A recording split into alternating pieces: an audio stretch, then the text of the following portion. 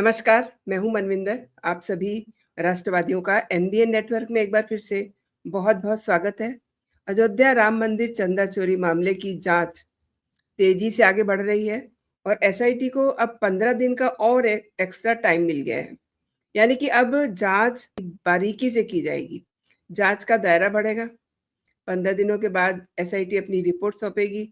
लेकिन दूसरी तरफ जांच की बात करें तो जो पूछताछ हो रही है, गिरफ्तार आरोपियों से हर दिन जो बातचीत हो रही है, बड़े खुलासे हो रहे हैं और जो जानकारी सामने आ रही है, गिरफ्तार हुए लोगों ने ये कबूल कर लिया है कि दान में घपलेबाजी तो हुई है, चोरी की है और किस तरीके से चोरी को अंजाम दिया गया है, ये भी वो बता रहे हैं।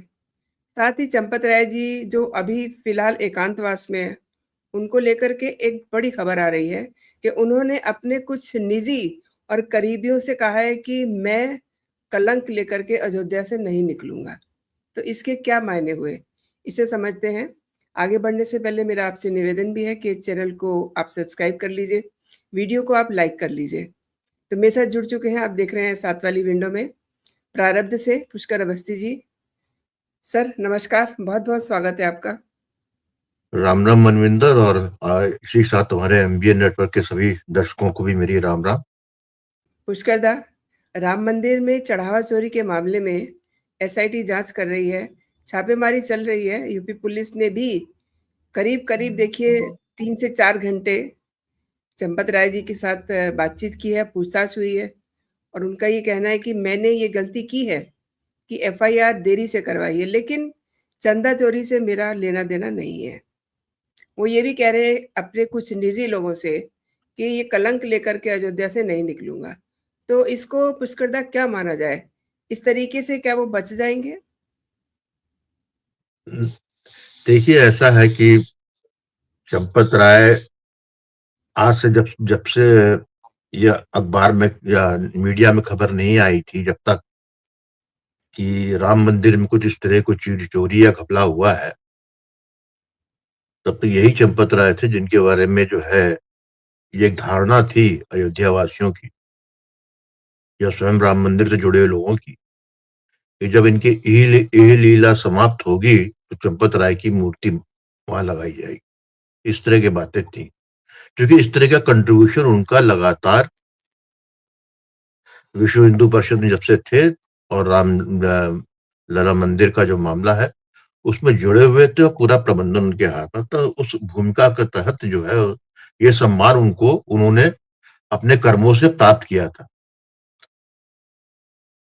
अब वही चंपत लाल राय जी जो है ये कह रहे हैं कि मैं कलंकित होकर अयोध्या छोड़ के नहीं जाऊंगा, मुझसे गलती हुई कि समय से एफआईआर नहीं हुई, लेकिन मैंने नहीं लिया मेरा पद। यहाँ बात इसकी हो ही नहीं रही। चंपत राय जी जो है जो उद्बोधन किया है, निश्चित रूप से उनको भी लग रहा होगा कि जो है व्यक्ति के पास जब सत्ता होती है, सत्ता मतलब कोई राज सत्ता ही नहीं होती, सत्ता राम मंदिर जो है भारत के विश्व भर के सभी हिंदुओं के आस्था के केंद्र है, वो ऐसा जिसको 500 वर्षों की संघर्ष के बाद जो है हिंदू समाज ने इसको प्राप्त किया है, बनवाया, भव्य बनाया, बड़ा शानदार बना है, भव्य मूर्ति है, भव्य प्रबंधन भी है रहा है। तो ऐसे में जो है उनका जो है ये कह के निकल जाना, मुझे नहीं लगता है कि केवल उनका एक फेस रीडिंग कहते हैं ना कि बोलना है कुछ तो बोल दिया। सत्य तो ये है कि चंपत राय जी को जिस दिन पता लगा था, उन्होंने एफआईआर कराने से पहले उन पैसों से जहां जहां उन्हें शक था पैसा गबन हुआ है, वहां से उन्होंने कोई रिकवरी भी कराई। इस तरह की बातें सामने आई हैं। तो वो उनका अधिकार नहीं था। वो राम मंदिर के कोई मुख्यमंत्री नहीं थे, वहां के डीएम नहीं थे, न जेल अधिकारी थे, न एसएसपी थे। उनका वो कार्य था ही नहीं। उनको यदि पता लगा था तो उनका पहला कर्तव्य यही था कि राज्य सरकार को या लोकल प्रशासन को जानकारी में लाना और उसका जो है दूध का दूध, पानी की पानी हो जाता। यदि ऐसा हो गया होता तो जिस जिस कहना चाहिए जिस प्रोपेगेंडा के शिकार इस वक्त बने हुए हैं, या जिस तरीके से उनका नाम असम्मान रूप से असम्मानजनक एक सम्मान उनके नाम पे चंपत राय जी कहा जाता था, आज मैं देख रहा हूँ जिनकी कोई औकात नहीं, वो भी चंपत राय करके बात कर रहे हैं। तो ये उनको ये दिन देखना पड़ा, और देखना सिर्फ इसलिए पड़ा है कि मैं भी मानता हूँ SIT की रिपोर्ट आ जाएगी, सब कुछ आ जाएगा। मेरा भी अपना निजी अपना विचार मेरा भी यही है, और जितना जो मुझे जानकारी कि चंपत राय जी ने पैसा गबन नहीं किया। लेकिन सवाल इस बात का है, चंपत राय जी ने नहीं किया, लेकिन चंपत राय जी के लोगों ने, चंपत राय के विश्वासियों ने किया, और उनकी नाक के नीचे किया।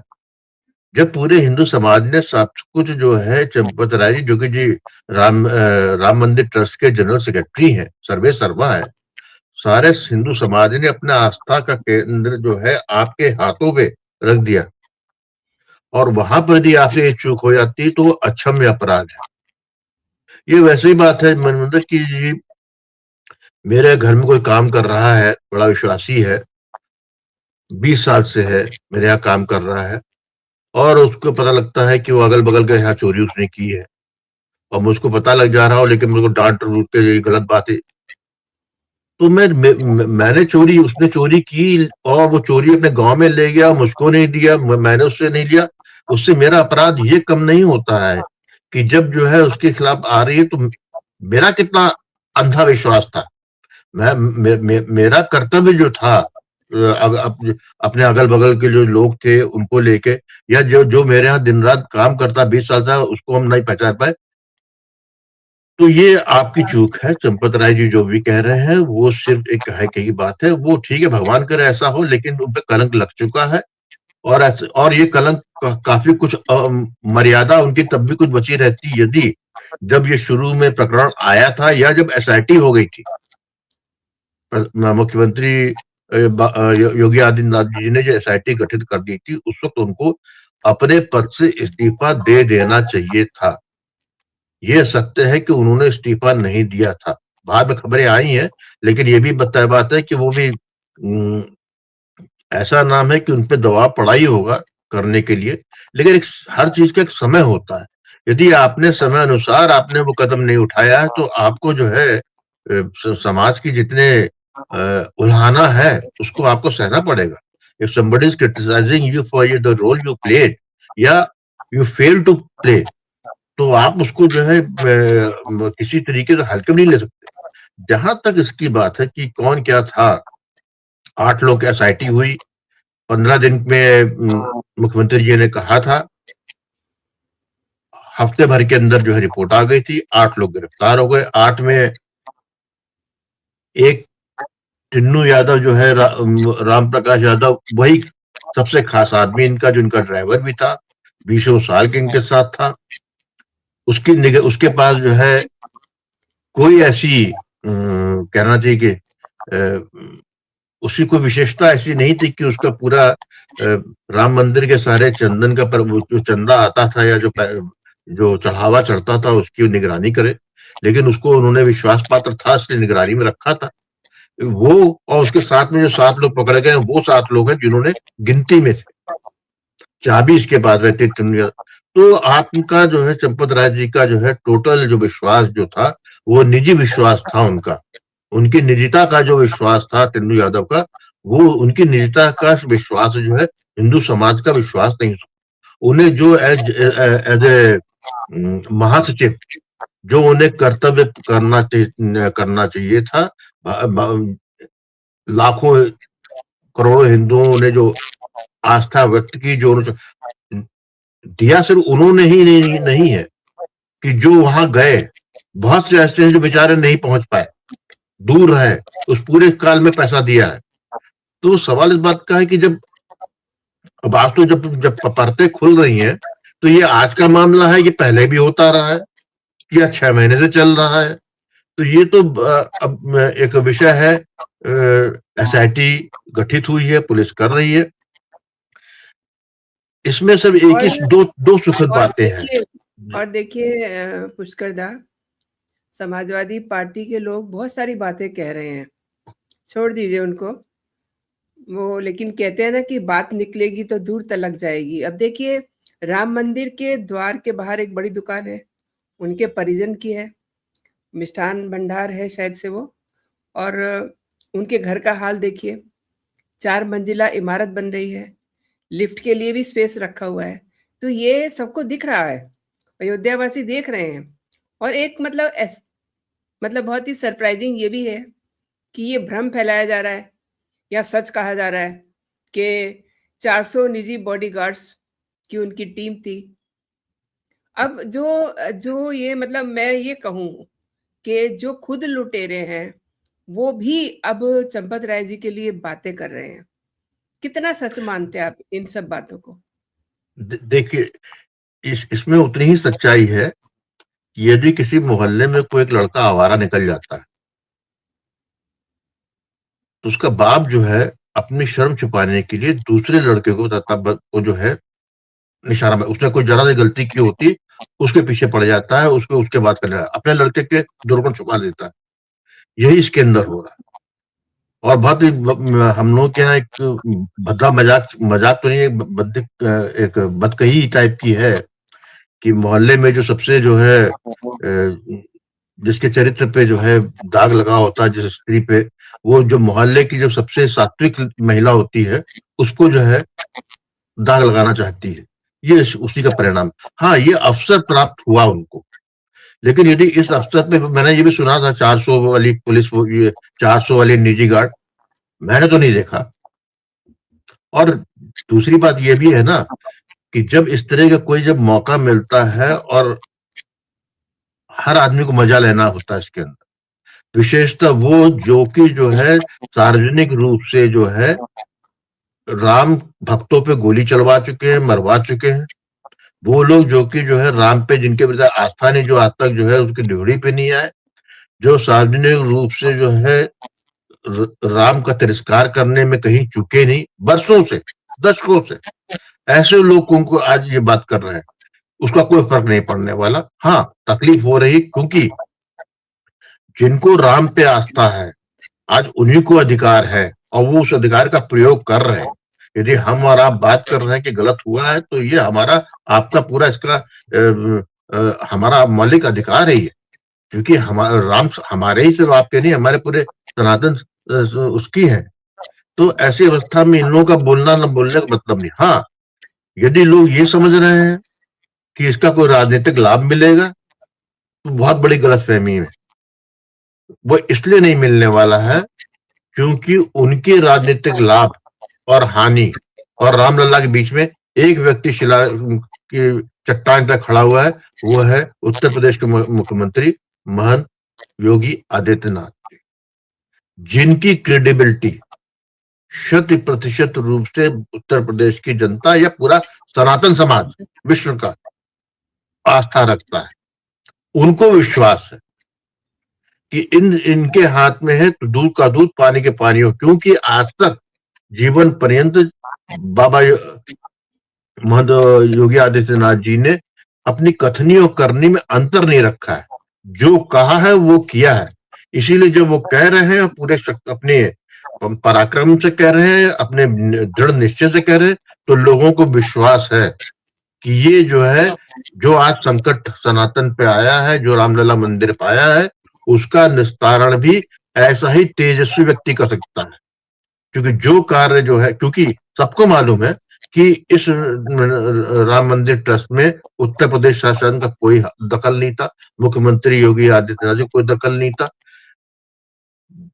उनके प्रबंधन में कोई दखल नहीं था, उनका योगदान। लेकिन उसके बाद भी सबको मालूम है कि जब से राम मंदिर जो प्रकरण चालू हुआ, बाबरी मस्जिद ध्वस्त हुई है, उसके बाद उससे पहले भी उसमें जो है आत्मा आत्मा का स्वरूप है, उनकी आस्था जुड़ी हुई है राम मंदिर। जितने आहत जो है महंत बाबा योगी आदित्यनाथ जी हुए हैं इस घटना से, उतना हम और आप उसकी कल्पना भी नहीं कर सकते। जो बहुत उनको बड़ी उनके बात की अंदर है आक्रोश है, उसकी कल्पना हम और आप नहीं कर सकते हैं। पुष्करदा, बहुत बड़ी बात की है। लेकिन देखिए, राम मंदिर के लिए उन्होंने जो कुछ किया है वो भी सबको पता है, लेकिन आज वो खुद मान रहे हैं कि उनसे गलती हुई है, उन्होंने एफआईआर नहीं दर्ज कराई, है ना? और दूसरे लोग मज़े ले रहे हैं। अरविंद केजरीवाल जो जेल रिटर्न है, इधर अखिलेश की आपने बात की ही है, लेकिन एक और बात है बहुत बारीकी से सोचने की, आपने इसका ज़िक्र भी किया है। योगी जी ने शुरुआत में ही इशारा दे दिया था चंपत राय की तरफ। योगी जी खुद जिस समय अयोध्या गए थे, पूरे मामले के बीच उन्होंने एक ऑफिशियल यू नो एक आदेश जारी किया था कि उनके किसी कार्यक्रम में चंपत राय जी नहीं रहेंगे। तो इससे केवल बड़ा केवल और चंपत इससे बड़ा और इशारा केवल कुछ हो चंपत सकता है?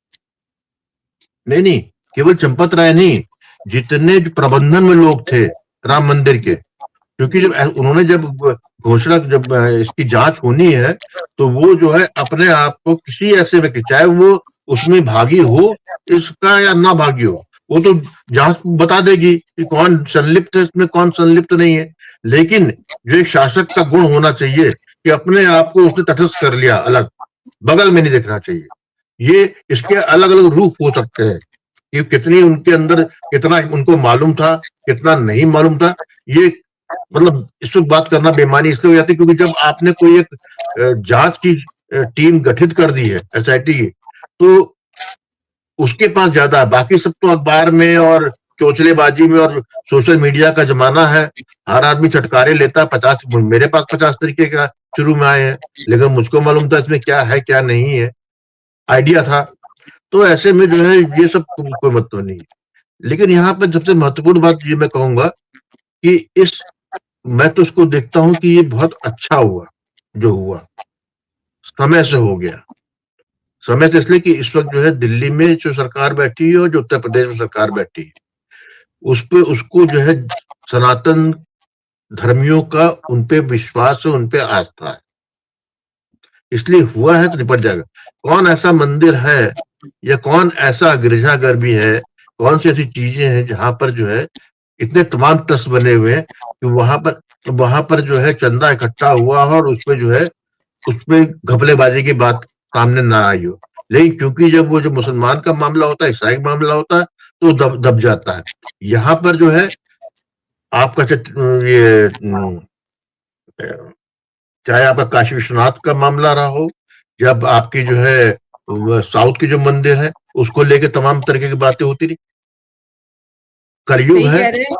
और मैंने तो देखा है गुरुद्वारों में तलवारें चल जाती हैं, रात को गुल्लक तोड़ लेते हैं, ऐसे बहुत सारे मामले आते रहते हैं, हाँ, है ना? और लेकिन उसमें योगी जी ने जो ये संकेत दिया है ना, जिसकी मैं बात कर रही थी कि वो उस प्रोग्राम में नहीं जाएंगे, तो इसका मतलब बहुत साफ है कि योगी जी बिल्कुल दूध का दूध और पानी का हाँ, पानी करेंगे। एंड अब चीजें जो हैं इन पे बात करनी चाहिए, क्योंकि अब चंपत राय जी भी गलती मान रहे हैं। अब देखिए कई सारे बयान और भी आ रहे हैं। अगर मैं बात करूं मोहन भागवत जी की, तो उन्होंने भी एक बात बहुत क्लियर की। उन्होंने शायद से किसी का नाम नहीं लिया, लेकिन उन्होंने एक बात जरूर कही कि अहंकार जो है बड़े बड़े लोगों को लेकर के डूबा है। इतिहास अगर हम देखें तो आपको बहुत सारे ऐसी चीजें मिल जाएंगी। तो आपको क्या लगता है ये जो उनका बयान है, कहीं न कहीं चंपत राय जी के साथ जोड़ के इसको देखा जा सकता है? और इसे माना हाँ जाए बिल्कुल कि संघ ने भी उनसे किनारा करने के लिए अब माइंडसेट तैयार कर लिया है? आई मीन चंपत राय हाँ जी हों, निश्चित रूप से, अमित मिश्रा जी हों, अनिल मिश्रा जी हों, जो भी लोग इसमें हैं। बिल्कुल निश्चित रूप से। देखिए संघ हमेशा कंट्रोवर्सी से बचता रहा है आज तक। उसपे लोग उसपे के लोग कीचड़ उछालते रहे, लेकिन उसके बाद भी संघ हमेशा जो है एक बाई जो उनकी कंडीशनिंग है या जो उनकी विचारधारा है, वो हमें झुक के निकल जाते हैं, वो नहीं चाहते। संघ प्रमुख कितने बड़े आहत होंगे इसका आइडिया नहीं होगा। विश्व हिंदू परिषद जो है उन्हीं का ही ऑक्सिलरी यूनिट है, जहां से चंपत राय आए, और चंपत राय सर्वे सर्वा बनाया भी उनके द्वारा घर पर। बिना उनके आशीर्वाद के या बिना उनकी स्वीकृति के संभव ही नहीं था, उनका हो गया। तो ऐसे में यदि किसी ने अपने कार्य का जो है जो उनकी कर्तव्य निष्ठा थी, उसका जो है ऐसे महत्वपूर्ण मौके पे यदि उन्होंने नहीं किया है, तो उसका लांछन, क्योंकि आज देखिए संघ को लोग जितने जो संघ के विरोधी हैं वो संघ को ही निशाने पे ले रहे हैं, कोई विश्व हिंदू परिषद की बात नहीं कर रहा है, कोई चंपत। और फिर दूसरी बात, मेन बात यह है कि जब हम आपने इतना बड़ा विजन लेके आप चल रहे हैं तो आप इस ऐसे जो झटके हैं उसके लिए सहज भाव रख भी नहीं सकते। यहाँ पर सबसे महत्वपूर्ण मुझे लगता ये है कि हमारे सभी सनातनियों की जो है एक 2014 से एक शिकायत हमेशा रही है, मतलब इस सरकार से, मोदी सरकार से पहले भी थी, कि हमारे मंदिर जो है स्वतंत्र नहीं है, उन पर सरकार कब्जा है। ये एक उदाहरण है जो सबसे नवीनतम, सबसे भव्य, सबसे आस्थावान स्थल बना, वहां भी ये हुआ, जबकि सरकार के अधीन नहीं है, सुप्रीम कोर्ट के आदेशानुसार ये ट्रस्ट बना है। तो मैं समझता हूं कि इस घटना के बाद कोई, क्योंकि हमारे यहाँ कोई चर्च सिस्टम नहीं है, हमारे यहाँ जैसे सिखों के यहाँ है एक सेंट्रल बॉडी है, या इनके यहाँ मुसलमानों के यहाँ भी है, हमारे यहाँ कोई सेंट्रल बॉडी नहीं है। इसलिए हम जो है शास्त्रार्थ में विश्वास करने वाले लोग हैं, किसी एक की बात मानने वाले नहीं। मैं समझता हूं इससे एक रास्ता निकलेगा कि ये एक सेंट्रल पॉलिसी बनेगी, एक केंद्रवत बनेगी, जितने भी मंदिर उनका प्रबंधन कैसे किया जाए, उसके प्रबंधन में सरकार कहां तक रहेगी और वो कितना जो है व्यक्ति विशेष के हाथ में रहेगा। इससे जो है एक सीख मिली है, सीख क्या, एक मौका, एक अवसर मिला है। और मेरी बात याद रखिएगा मनिंदर, कि ये जो है पूरे भारत के जितने सनातन वाले मंदिर हैं उनके प्रबंधन को लेके एक नई जो है कहना चाहिए कि नई एक नया टाइम टेबल तो नहीं कहूंगा इसको, एक नया सिलेबस सामने जरूर आएगा। सरकार इसमें कानून लेकर आएगी, सरकार इसके अंदर कहीं ना कहीं बहुत क्लियर कट डिमार्केशन, जहां पर क्योंकि ये सब अवसर मिल गया उन लोगों को जो इसका विरोध करते हैं कि मंदिरों को प्राइवेट के हाथ में ले जाकर सरकार के अधीन होना चाहिए, और सरकार फिर लूटती है उन मंदिरों को। तमिलनाडु, केरल में तो केस चल ही रहा है इसके अंदर, आप देख ही रहे हैं आप। तो ऐसी अवस्था में सरकार के पास पूरा एक मौलिक अधिकार भी आएगा, और सनातन धर्मियों को ये अपना हृदय विशाल करना पड़ेगा, सोचना भी पड़ेगा कि यदि कोई बीच की एक रास्ता निकलता है, ताकि जिस तरीके से यूजीसी है उसी तरीके से सभी मंदिरों का प्रबंधन भी जो है एक रूपता आ जाए, ताकि जो है उसकी जो है जवाबदेही सनातन धर्मियों के प्रति रहे, सरकार के प्रति रहे और सबके प्रति रहे। तो ये मेरा मानना यही है कि इस अंधकार में जो मुझे जो एक रोशनी दिखी है, प्रकाश दिख रहा है, वो दो ही चीजों को दिख रहा है। पहला ये कि इसको ज्योति जलाने की मशाल पे जो है उत्तर प्रदेश के मुख्यमंत्री बैठे हैं, तो सबको विश्वास है कि सच सामने आएगा, बचेगा कोई नहीं। दूसरा ये कि जो हमारे यहाँ जो मूल रूप से हमारे यहाँ कलुषता रही है, सनातन धर्म की जो कुछ कमजोरियां रही हैं, हमारे मंदिर प्रबंधन को लेकर जो शताब्दियों से बात चलती आ रही है, उसको लेके कोई एक जो है मत एक होगा, जिसपे जो है एक कोई ऐसी चीज सामने आएगी जिससे कि जो है एक रूपता सारे मंदिरों में प्रबंधन में आ जाए, चाहे छोटा हो या बड़ा। जी, आपने सही कहा। और देखिए कई बार क्या होता है ना, हम जो चीजें हमारी आंखें देख रही होती हैं दरअसल वो सच नहीं होता। और इस पूरे मामले पे आप हम सब जानते हैं कि योगी जी कितनी सख्ती बरत रहे हैं, प्लस दिल्ली सरकार जो है उसकी भी नज़र है, उनकी नज़र में भी सारी चीज़ें आ रही हैं। और देखिए चंपत राय जी तो खुद कह रहे हैं कि वो कलंक लेके अयोध्या से नहीं जाएंगे। तो बहुत सारी चीज़ें हैं। और अब 6 जुलाई को एक मीटिंग भी है, तो उसमें और चीज़ें क्लियर हो जाएंगी। आपने मुश्किल मेरे लिए समय निकाला और मेरे दर्शकों को इस मुद्दे पे विस्तार से समझाया। बहुत बहुत धन्यवाद आपका। जय हिंद, जय भारत। राम राम मनविंदर, और आपके दर्शकों को भी राम राम।